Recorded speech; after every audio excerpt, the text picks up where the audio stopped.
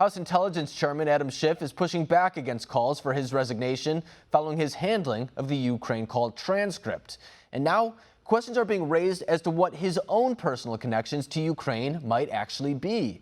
One America's Rion is at the White House with the details. House Intel Chair Adam Schiff's fabrication of a conversation between President Trump and President Zelensky has gone viral, even after it was shown to be completely fabricated. Calls for Schiff's resignation are growing louder as a result. Here's what Schiff said of President Trump's conversation. I want you to make up dirt on my political opponent, understand lots of it. On this and on that, you know what I'm asking, and so I'm only going to say this a few more times, in a few more ways. And by the way, don't call me again. I'll call you when you've done what I asked. And here's what President Trump actually said.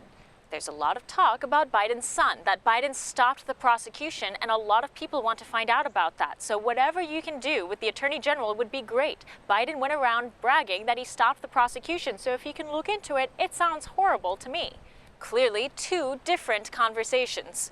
President Trump responded in a tweet. Representative Adam Schiff totally made up my conversation with Ukraine president and read it to Congress and millions. He must resign and be investigated. He has been doing this for 2 years. He is a sick man.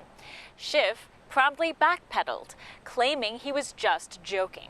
Republicans, however, could call for more than a resignation from Adam Schiff. Schiff's shady connections include some serious conflict of interest ties to Joe Biden's son's company in Ukraine, Burisma Oil, on top of Schiff's falsifying of records before Congress. Tentative reports have shown that Schiff has scheduled a trip to Ukraine just weeks before the whistleblower story broke. His trip would have been arranged by the Atlantic Council, a think tank that has received funding from Google and Hunter Biden's Burisma Oil Company. All connections that are coming to light in the days following Schiff's falsification of Trump's transcript. Indicting and removing a congressman for this level of misconduct has recent precedent. Last year, Pennsylvania Democrat Representative Chaka Fattah was found guilty of conspiracy, racketeering, falsifying records, and falsifying statements. Fattah ultimately resigned. Republicans already have a case against Schiff for falsifying records. If Schiff is found to be involved in a scheme to further the interests of the Democrat Party, Schiff could be found guilty of racketeering. If found to have a role in the whistleblower story, Schiff could be indicted for conspiracy. Schiff's possible monetary links to Burisma Oil and the Atlantic Council are already being eyed by those suspecting Schiff's integrity.